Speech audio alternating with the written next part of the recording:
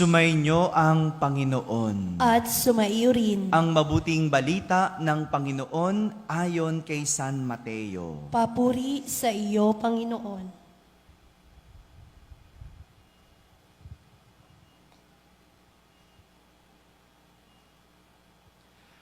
Pagkaalis ng mga pantas, napakita kay Jose sa panaginip ang isang anghel ng Panginoon. Sinabi sa kanya, "Magbangon ka, dalhin mo agad sa Ehipto ang mag-ina, at huwag kayong aalis doon hanggat hindi ko sinasabi sa iyo, sapagkat hahanapin ni Herodes ang sanggol upang patayin." Kaya dali-daling bumangon si Jose, at nang gabing iyo'y dinala sa Ehipto ang mag-ina. Doon sila tumira hanggang mamatay si Herodes. Nangyari ito upang matupad ang sinabi ng Panginoon sa pamamagitan ng propeta, "Tinawag ko ang aking anak mula sa Ehipto." Galit na galit si Herodes nang malamang siya'y napaglalangan ng mga pantas, kaya't ipinapatay niya ang mga batang lalaki sa Bethlehem at mga palibot na pook, lahat ng may gulang na 2 taon pababa, alinsunod sa panahon ng paglitaw ng tala na natiyak niya sa mga pantas. Sa gayoy, natupad ang sinabi ni Propeta Jeremias. Narinig sa Rama ang malakas na panaghoy. Tinatangisan ni Raquel ang kanyang mga anak. Hindi siya maaaliw sa tindi ng kalungkutan dahil sa pagkamatay nila. Mga kapatid, ang mabuting balita ng Panginoon. Pinupuri ka namin, Panginoong Hesukristo. Magsiupo ang lahat at makinig sa homilya. Isang magandang umaga po sa inyong lahat. Magandang umaga rin sa lahat ng mga nasa barangay na nakakapakinig ng ating banal na misa, sa lahat ng mga nasa tahanan nagsisimba via online, sa lahat ng nasa abroad, isang magandang araw po sa inyong lahat. Kasama po kayo sa aming pagdiriwang ng banal na misa dito sa ating parokya.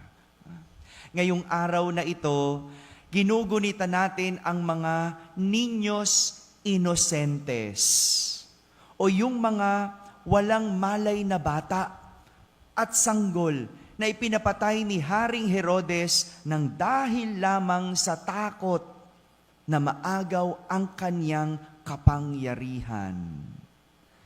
Takot na maagaw ang kanyang kapangyarihan. Kung bubuuin natin ang kwento, balikan muna natin. Atras tayo ng kaunti sa kwentong narinig natin sa ating ebanghelyo. Atras tayo.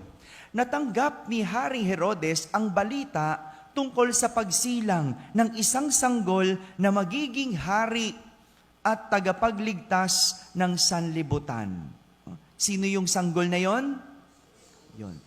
Tayo alam natin si Jesus. Siyempre, noong mga panahon na yon, hindi pa napapangalanan, hindi pa nila alam na si Jesus yon. Ang tanging nalaman lang nila, may sanggol na isinilang. At itong sanggol na to magiging hari at tagapagligtas ng sanlibutan.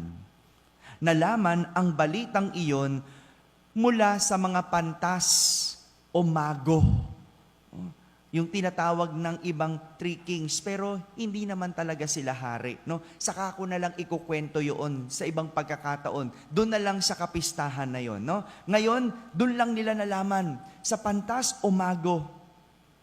Dahil sa pangamba nitong Haring Herodes na ito, na maagaw sa kanya ang pagiging hari, tinawag niya ang mga pantas. Tinawag niya yung mga nagsasabi na may isinilang na hari at ipinahanap niya ang sanggol na iyon.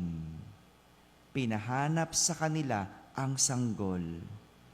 Ngunit nang malaman niyang naisahan siya ng mga pantas na sa halip na ituro sa kanya kung nasaan ang sanggol, nag-iba ng landas yung mga pantas at hindi na bumalik kay Haring Herodes.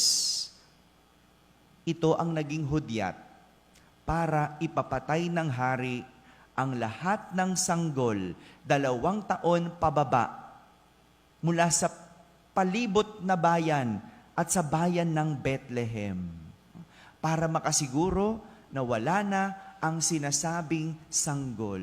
Grabe, no? Para lang sa sariling interes, papatay.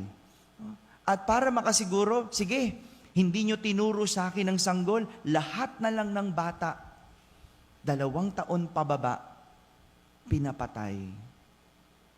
Ngunit, bago pa nangyari ito, sinabihan na ng anghel ng Panginoon itong si Jose sa pamamagitan ng panaginip na itakas ang kanyang mag-ina at dalhin sa Ehipto at manatili doon hanggat buhay si Herodes. Alam niyo po, nagkaroon ako ng pagkakataong mapuntahan kung saan tumira ang mahal na ina. At yung kung gaano kalayo ang Holy Land, ang Israel sa Egypt, no? Nag-overnight pa, no? 2 araw ang biyahe. Nakabus kami noon. Pero itong si Maria at Jose, lakad. O maaring may sakay na bisiro, no? Di naman sinabi, pero, di ba?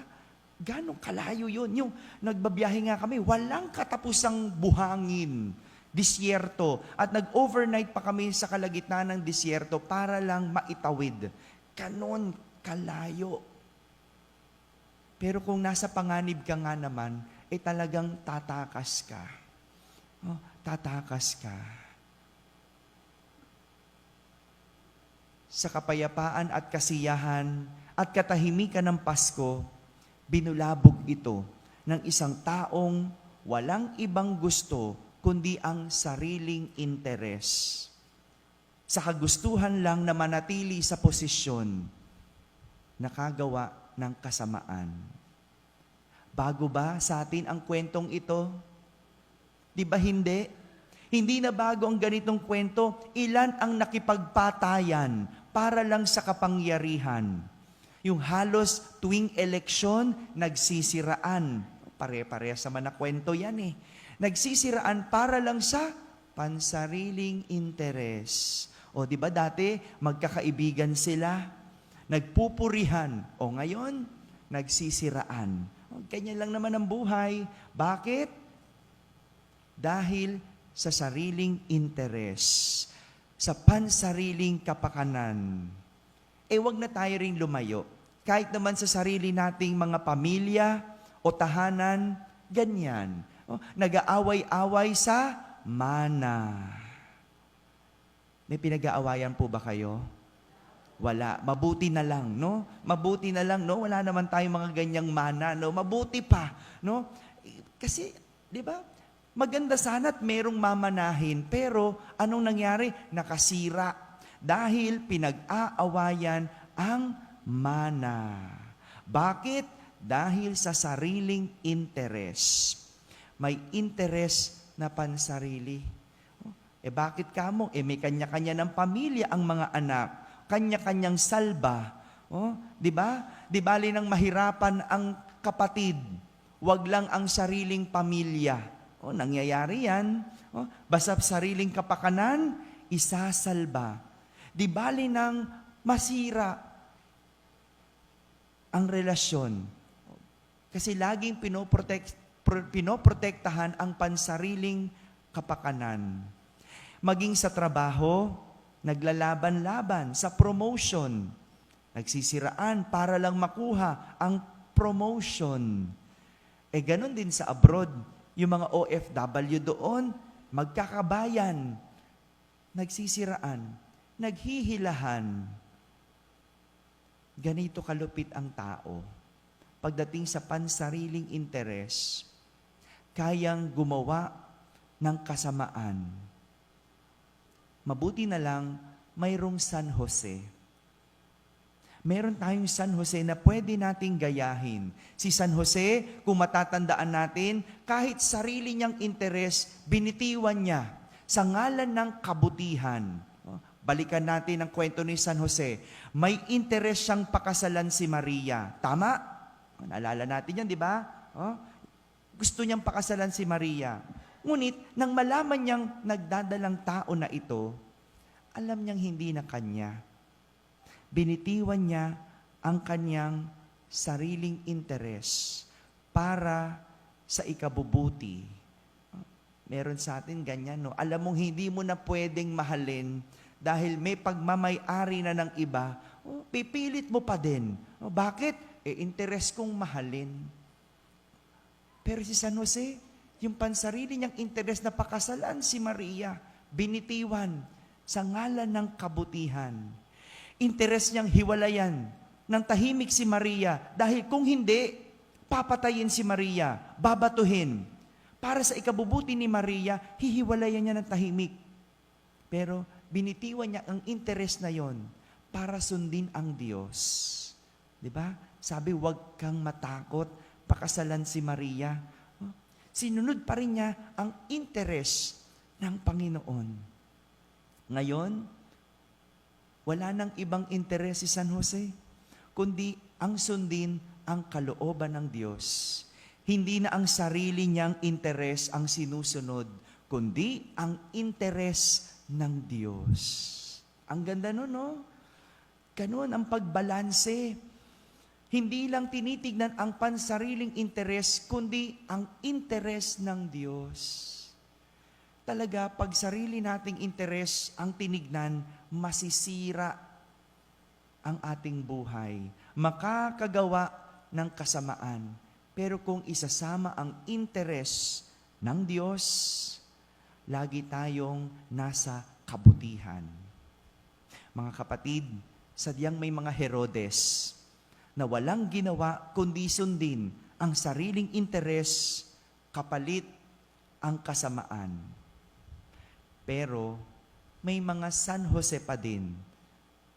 May mga San Jose na tanging interes ng Diyos at kalooban ng Diyos ang gagawin ng lahat sa ngalan ng kabutihan. Amen? Amen.